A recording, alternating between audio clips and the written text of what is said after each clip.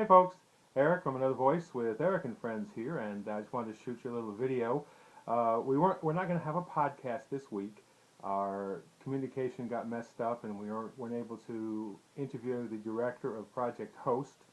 So we aren't going to have a podcast this week. What we will next week, we'll be looking back at this year and looking forward to next year. I've asked the guys to come up with um, I, two things that stuck out to them this year and two things that they look forward to or they would like to see happen in 2014. And I'll do that as well. Um, I just want to say a couple words about Christmas.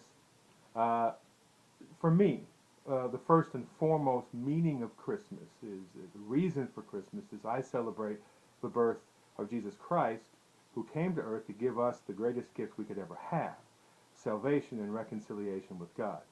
And so that is first and foremost to me. Another uh, theme for the Christmas season is giving. We give gifts, but beyond that, doing something for other people. And as you know, the show has continually encouraged folks to make a difference in their community by doing things for others. And I'm just going to remind you of a few charities that you could help either right now at Christmas or throughout the year. And as an example of giving beyond yourself. Strides Tutoring, a great organization that helps children who fall behind in reading in particular, and understanding that if you fall behind in reading at school and you never catch back up, the prospects you have for success in your adult life are very few. So Strides does a wonderful job, and as you see on the screen, there will be contact information for Strides and all the other organizations. So Strides could use financial donations and contact them. They may need volunteer work.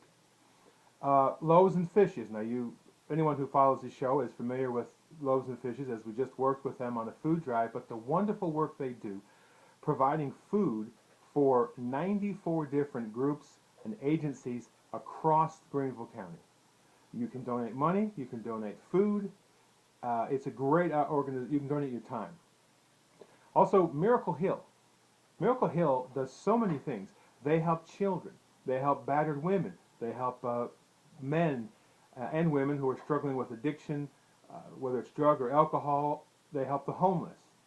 There's a lot of opportunity there for you to give, whether it's giving financially, giving of your time and energy, or other things that you might have. So I recommend Miracle Hill. We talked to, a couple weeks ago, we had the Frazee Dream Center on the show, and I would encourage you to consider them, working with at-risk young people, providing them with after-school activity, summer school activity. It's a great organization. Of course, Project Host, and you'll hear more about them in a couple of weeks, but you can always just go to their website and see what they're about. It's about feeding people. They feed people every day, Sunday through Friday. And they also have a culinary school where they teach people, 12-week program to help people get out of being homeless or jobless and get into a positive job environment. And they have other things too that I was interested to hear about. And finally, Hands on Greenville. Hands on Greenville is a wonderful organization because it reaches so many different places.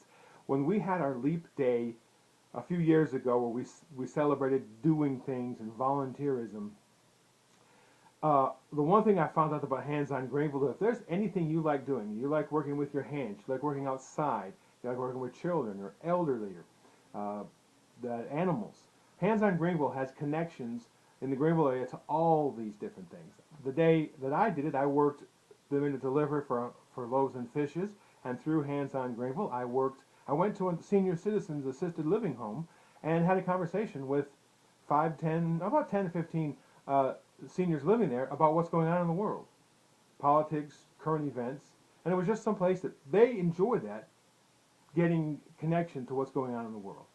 So these are just a few of the opportunities you have to give to others in this time of giving, in a season of thankfulness for what we have and what we can give. I strongly urge you to do that.